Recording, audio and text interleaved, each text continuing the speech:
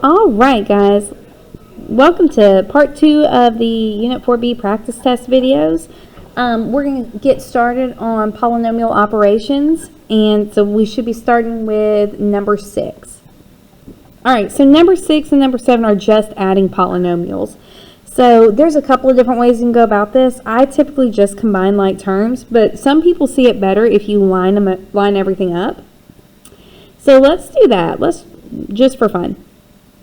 So I'm going to rewrite this. I have 5x squared minus 2x minus 4, and I'm going to line up the like terms underneath them. So x squared plus 8x minus 10.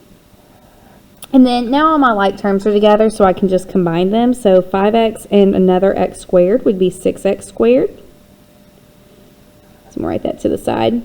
Negative 2 and 8 is going to be 6x, so we're going to just add 6x here.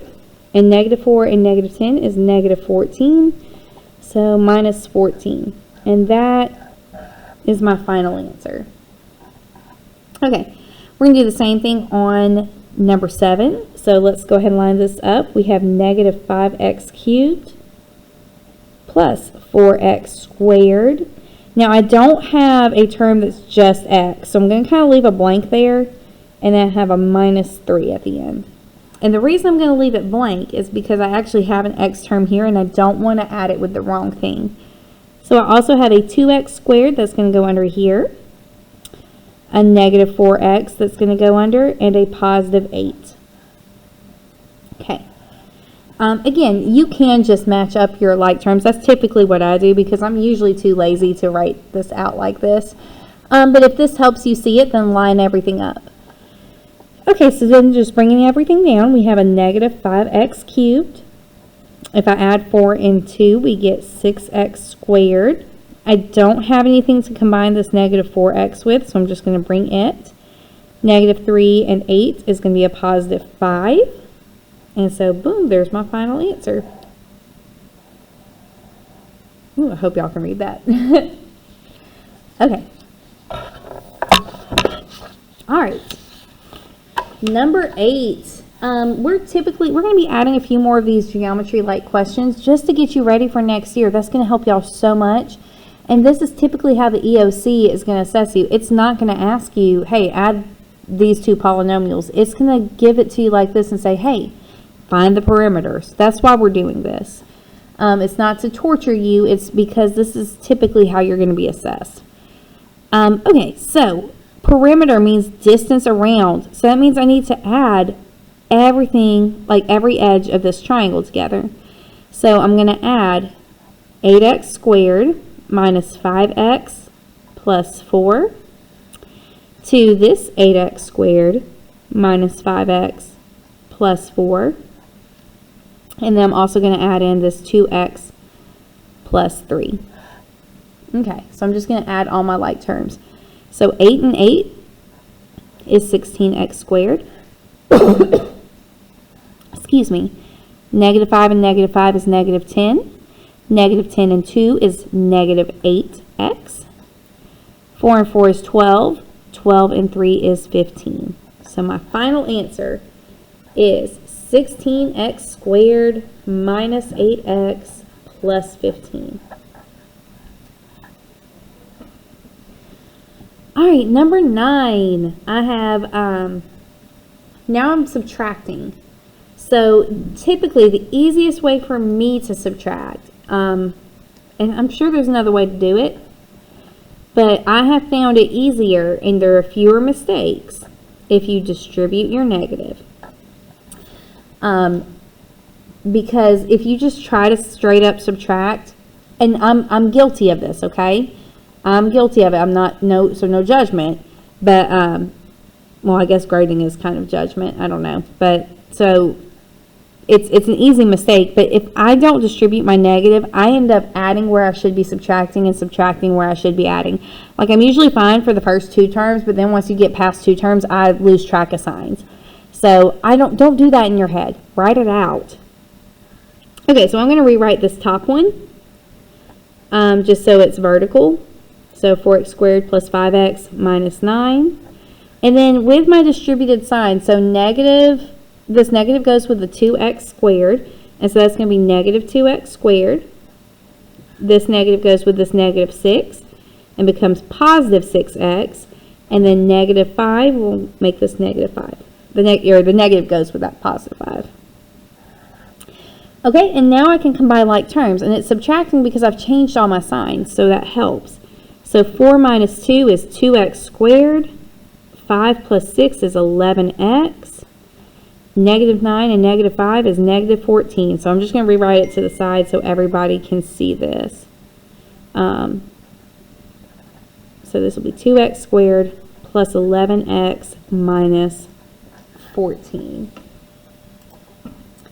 All right. So number 10, same process. We are, let's see. Okay, I'm so sorry. Give me just a minute. Okay, sorry about this, guys. If you hear my phone go off, and I know I've been pausing and re-recording, if you hear my phone going off, my mother-in-law might have broken her hand. So I'm getting updates from family, so if my phone's going off, I apologize for that. Okay, so let's just get back to this. So 7x to the third, we're going to leave a blank for x squared, and then we'll continue with this negative 5x plus 1, and then we'll carry everything down here. So remember, don't forget to distribute your negative. I almost forgot. Yeah, so we're going to distribute our negative. So this is going to be negative 4x cubed plus 3x squared because it's a negative negative. Distribute your negative. You have a negative 6x and a positive 11. Okay, and I'm going to add out to the side because I'm running out of room. So we're going to do 7 minus 4 is positive 3x cubed. Okay, I don't have anything to combine with the 3x squared, so we're just going to write plus 3x squared. Negative 5 and negative 6 is negative 11x. 1 and 11 is positive 12.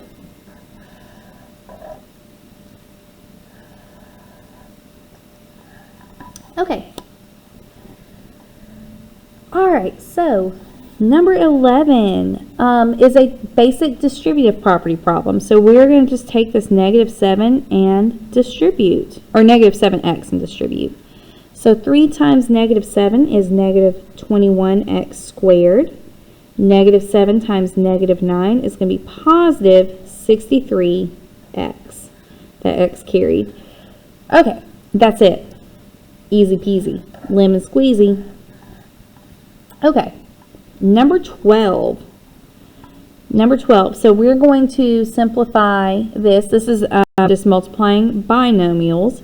So I'm going to make my box. Again, you can use distributive property if that is more your style. I'm a box person, though, so we'll use the box. And I've gotten to where I've stopped writing my lines, but it's the same thing. So we're going to do 6x times 4x. And that's going to give me 24x. Okay, 5 times 4. I'm sorry, 24x squared. 5 times 4x is going to give me 20x. 6x times negative 9 is negative 54x. Negative 9 times 5 is negative 45. Okay, then I want to combine my like terms. So I have 24x squared. When I add those, that's going to be negative 34x. And then I have a negative 45 at the end. Yeah, that's right. Okay. All right, that's it. All right, number 13, same concept. The only difference is it's a binomial times a trinomial. So I have a 5x and a 2. And at the top, I have a 7x squared minus 6x minus 1. So I'll just have some extra terms. That's the only difference. Okay, 5x times 7x squared. 5 and 7 is 35. X and x squared is x cubed. 6 and 5 is negative 30. X and x is x squared. 5x times negative 1 is negative 5x. 2 times 7 is 14. Carry the x squared. 2 times negative 6x is negative 12x. 2 times negative 1 is negative 2. And then again, combine our like terms. So we have 35x cubed. 14 and negative 30 is going to be negative 16x squared. Negative 5 and negative 7 is going to, negative 5 and negative 12 is going to be negative 17x. And then at the end I have just that negative 2. Alright, same concept, just different, just more numbers. Alright. 14. It's another multiplying binomials. I think a lot of people trip up on these because we have more exponents, but again, this is just remembering your exponent rules. So if you can handle exponent rules, you should be pretty good here. Okay. Alright, 7 times 4 is 28. X cubed times x cubed. Remember, when you multiply, you add your exponents, so that's going to be 28x squared. Alright, 7 times 3 is 21. X and x cubed is x to the 4th.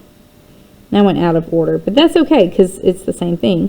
4 times negative 6 is negative 24. X cubed and x should be x to the 4th.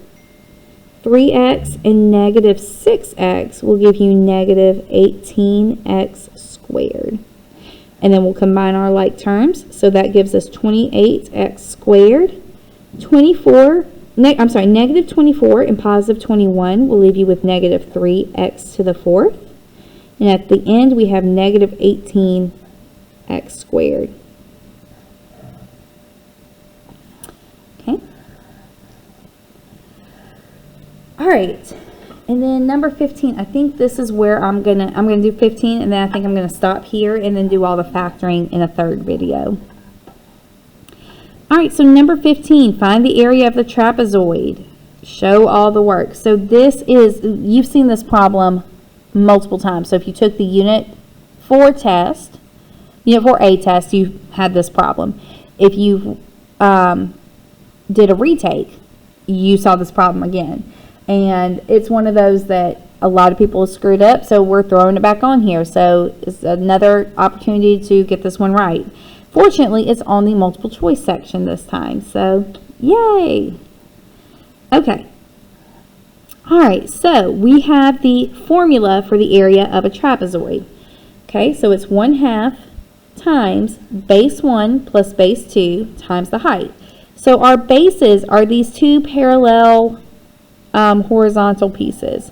So if I look, this first base, which is the top of my trapezoid, is 4x squared. So we'll do base 1 is 4x squared. Plus base 2, I have 5 and 5 units. That does not mean that this whole length is 10. That means this piece and this piece together are 10. Well, what's this from this point to this point? Well, it's perpendicular to this 4x squared, so it's the exact same thing.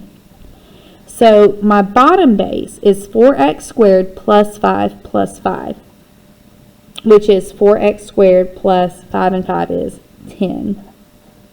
Okay? And then I need my height. So many people have been claiming that this slanted piece is the height, and that's not the case. The height is this perpendicular bit.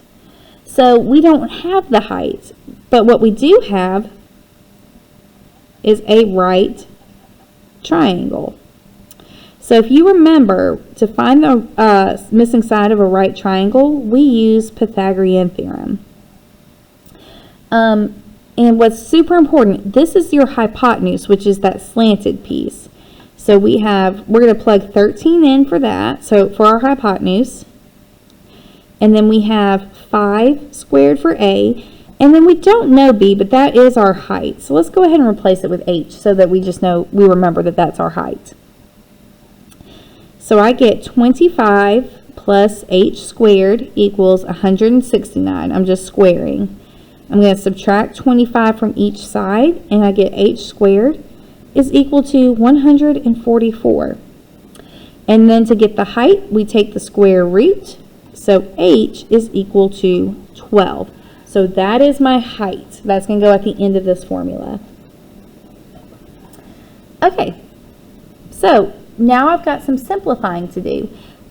Remember your order of operations, PEMDAS. We work with the parentheses first. So let's simplify the parentheses. I have 4x squared and 4x squared. I can add those together and get 8x squared and then plus 10. All right, and then I still have this 12 at the end. So now I've got a bunch of multiplications I can do. I can distribute the 1/2 and then distribute the 12.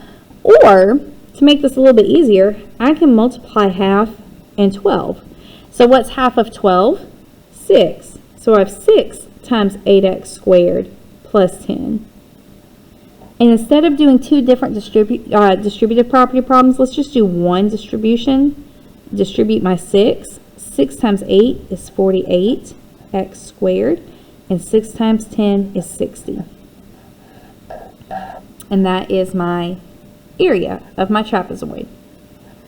Okay, so we're clocking in at about 16 minutes. That's not too bad. I'm going to stop here, and we'll do a part 3 of this video in a few minutes. So thank you so much for your attention. I hope you have a good day.